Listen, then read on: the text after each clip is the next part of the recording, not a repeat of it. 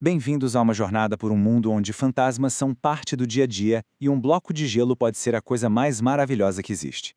Hoje, a gente vai decodificar o estilo, os temas e a mágia de um dos romances mais importantes e, vamos combinar, desafiadores da literatura.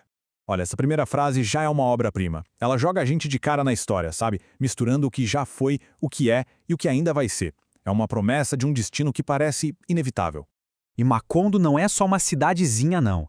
É um universo inteiro. Um lugar que nasceu completamente isolado do resto do mundo. Um lugar onde a própria realidade parece que pode ser moldada.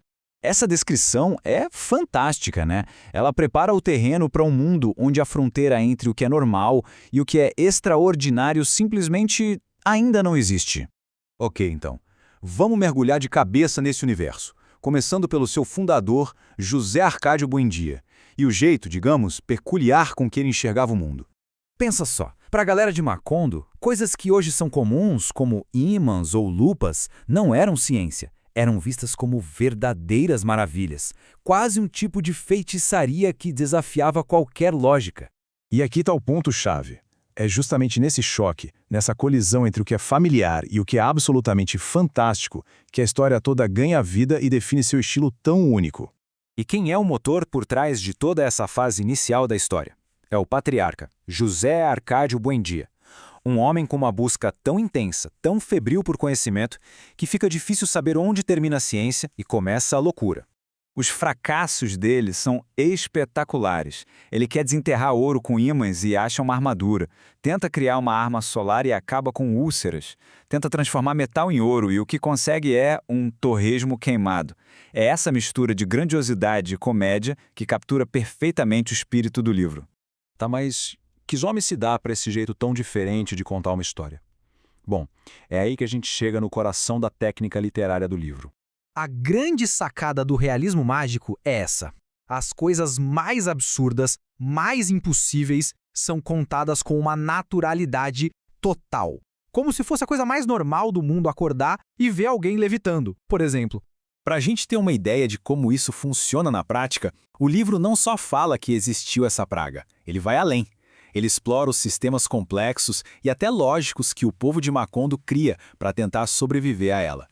Veja bem como a coisa progride. Não é tratado como um evento mágico e pronto. É quase como uma crise de saúde pública, com consequências muito práticas e devastadoras para o dia a dia de todo mundo. E essa placa na vaca é a ilustração perfeita do realismo mágico. É uma resposta completamente lógica, quase burocrática, para um problema que é totalmente sobrenatural. É genial.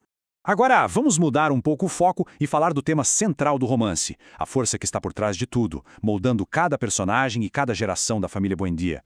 Isso aqui diz tudo. Solidão não é só uma palavra no título. É a alma, o núcleo emocional e psicológico de toda a saga da família Buendia. É a força que os define e, no fim das contas, a que os destrói. Ou seja, a história deles já começa com uma ruptura, uma separação do resto da sociedade.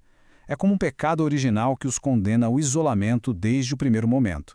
Essa maldição é quase uma manifestação física da incapacidade deles de se conectarem de verdade com o mundo lá fora. Eles ficam presos em um ciclo, repetindo os mesmos nomes, os mesmos erros, os mesmos destinos, geração após geração. E todo esse tema da solidão, essa incapacidade de quebrar o ciclo, leva a uma conclusão poderosa e, ao mesmo tempo, muito fatalista para a linhagem da família.